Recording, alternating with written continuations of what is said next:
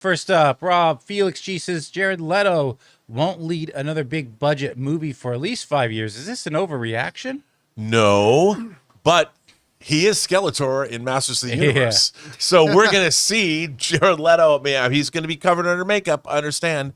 But, everybody's one step away from a great project. And I think a lot of people made the point that Tron Ares did not fail because of Jared Leto.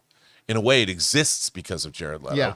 And I think, though, like, you're only as good as your last project. And I do think with all the bad press that Jared Leto has been getting, that maybe that's true. But look, he is an Academy Award-winning actor. And people forget, he made an incredible science fiction movie called Mr. Nobody that a lot of people haven't seen, which I don't understand. He starred in movies like Prefontaine. He was in Fight Club. Yeah.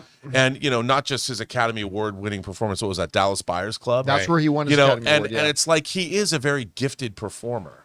So I would say it's an overreaction to say we're not going to see him in 5 years, because we are going to see him at least in Masters of the Universe. Yeah, look, Jared Leto I'm sorry to everybody, and if you don't like him, that's fine. Jared Leto's a great actor. Yeah. Sorry, he just is. And you know what, with Tron, well, clearly the best things about Tron were the visual effects and the Nine Inch Nails soundtrack, which are incredible. Outside of that, indubitably, the best thing about that movie is Jared Leto's performance. He was good. He carries the film. He really does. And he's quite good in it. But saying that he won't lead another big budget movie for at least 5 years, I don't think that's an overreaction.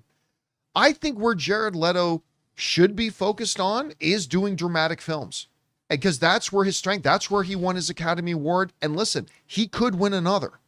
Yeah. But I don't think the way the audience is, I don't think they're running out to go see him do the popcorn films. Now, like, with Masters of the Universe, he's not even the lead. Like, he's not the lead in that and all that kind of stuff. And that one's already happening. But yeah, I don't think he can lead a big tentpole franchise film, but I think he can still do extremely well as a dramatic actor. But I just think so therefore I don't think it's an overreaction to say he won't do one for at least 5 years. But I think like with things like Morbius and Tron, he was a prime mover in getting those movies made. Yes, he was. And I think that like with Morbius, I didn't think he was bad in it. I thought the movie, I mean, they wouldn't even, they made the blood look black. They made a movie and they're like, well, we have to have this PG or whatever. We can't make an R-rated vampire. I think that there was a lot of, we didn't really think this through when we made the film. I mean, I don't think Jared Leto did not phone in his performance in Morbius. Listen, I hate that movie. I do too. But his performance was not one of the problems. No, the problem was the studio's like, we don't really know what we're doing. And we're making a vampire movie, but it's for kids or it's Spider-Man. What? I mean, they should have gone hard R with that film and been true. So we might disagree.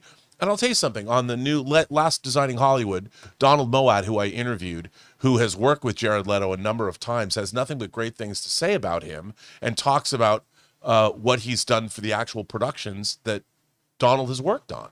So I thought that was pretty insightful because you don't get that from people in the industry very much. So that was a great insight.